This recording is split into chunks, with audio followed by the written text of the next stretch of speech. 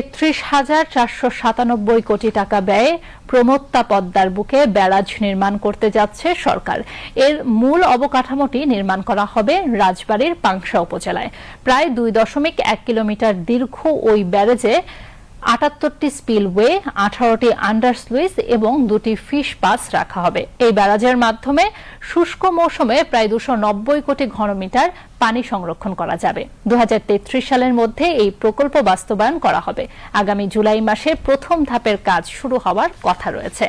এই ব্যারাজের মাধ্যমে ২৪ জেলার পানি সংকট দূর হবে, যার ফলে প্রায় ৭ কোটি মানুষ উপকৃত হবে। রিপোর্ট সুমন মাহমুদের। ২০২৬ সালে এসে পদ্মা নদীর উপর ব্যারেজ নির্মাণ প্রকল্পের অনুমোদন পেলেও বিষয়টি নিয়ে আগেও বিভিন্ন সরকারের সময় আলোচনা হয়েছে, কিন্তু আলোর মুখ দেখেনি। এবার তারেক রহমানের নেতৃত্বাধীন বিএনপি সরকার রাজবাড়ী পাংশা উপজেলার হাবাসপুর পয়েন্টে ২.০১ কিলোমিটার দীর্ঘ পদ্মা ব্যারেজ প্রকল্পটি নির্মাণ করতে যাচ্ছেন। প্রায় ৩৩,০০০ কোটি টাকার এই মেগা প্রকল্পটি কেবল একটি কনক্রিটের অবকাঠামো নয়, এটি দেশের ২৪টি জেলার স্বাদু পানির প্রবাহ নিশ্চিত করবে। শুষ্ক মৌসুমে পানি সংরক্ষণ ও সেচ সুবিধার মাধ্যমে প্রকল্পের সংশ্লিষ্ট নদী অববাহিকার কৃষি, মৎস্য ও গ্রামীণ অর্থনীতিতে এক যুগান্তকারী বিপ্লব নিয়ে আসবে। এই ধরনের একটি প্রজেক্ট আমাদের দেশে ইমপ্লিমেন্টেশন হওয়া দরকার, এবং যেহেতু আমরা আরও অনেক বড় বড় প্রজেক্ট করেছি, অতএব ফাইন্যান্সিয়াল আমার কাছে মনে হয় না যে খুব একটা কনস্ট্রেইন। আমার কাছে আরেকটি চ্যালেঞ্জ যেটা মনে হয় যে আপনি দেখবেন যে যখনই কোনো আমরা একটি ব্যারেজ করি, সেই ব্যারেজে সাধারণত আমরা নদীর, যেমন আপনি যদি তিস্তা ব্যারেজ দেখে থাকেন, তিস্তা ব্যারেজে সাধারণত আমরা নদীর এক পাড়ে করে তারপর নদীটাকে কানেকশন করে দিয়েছি। কিন্তু এখানে চ্যালেঞ্জ হচ্ছে আমাদের পুরো পদ্মা নদীর উপর ব্যারেজটা করতে হবে। এই ব্যবস্থাপনাটাকে আমাদের ওইভাবে চিন্তা করবে যখন আমরা কনস্ট্রাকশনের সময় হাত দিব।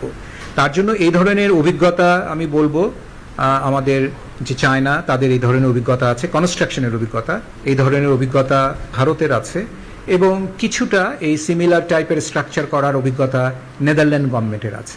আমি বলবো তাদের কাছ থেকে যদি এই পূর্ব অভিজ্ঞতা আমরা নিতে পারি, তাহলে যে চ্যালেঞ্জগুলো বলছি আমি, বিশেষ করে ইমপ্লিমেন্টেশনের চ্যালেঞ্জগুলো, সেগুলো আমরা মোকাবেলা করতে পারবো। প্রায় ২.০১ কিলোমিটার দীর্ঘ ব্যারেজে ৭৮টি সিম্পলওয়ে, ১৮টি আন্ডার স্লাইস এবং ২টি ফিশ পাস রাখা হবে।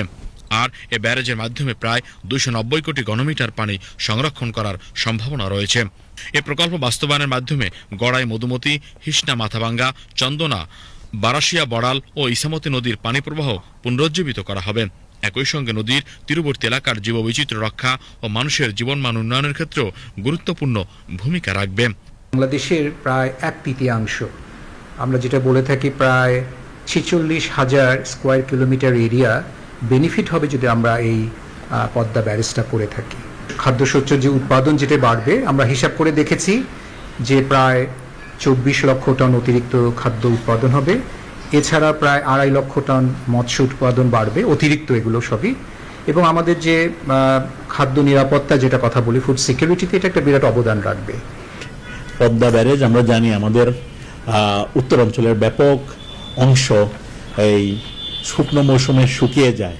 পানি সংরক্ষণ করে শুষ্ক মৌসুমে চাষাবাদের মাধ্যমে আমাদের এগ্রিকালচারাল আউটপুট বাড়ানোর জন্য একটা বড় ধরনের সুযোগ আসবে। নিশ্চয়ই এই প্রজেক্টের কস্ট বেনিফিট অ্যানালাইসিস করা হয়েছে। এখানে ওদের জলবিদ্যুৎ উৎপাদন করারও একটা সুযোগ থাকবে, যেটা রিনিউয়েবল এনার্জি অথবা ন্যাচারাল এনার্জি হিসাবে খুবই উপকারী হবে। এবং এটা আমি মনে করি জিডিপিতে একটা ভালো কন্ট্রিবিউশন করবে, একটা গুড পার্সেন্টেজ যোগ হবে আমাদের জিডিপিতে। সো আমি মনে করি এই প্রজেক্টটা সরকার যথাযথভাবে financial, technical and economic analysis করে যদি যথাসময়ে করতে পারে, দীর্ঘদিনের প্রতীক্ষিত একটা প্রকল্প হিসেবে এটা একটা সার্থক প্রজেক্ট হয়ে উঠবে।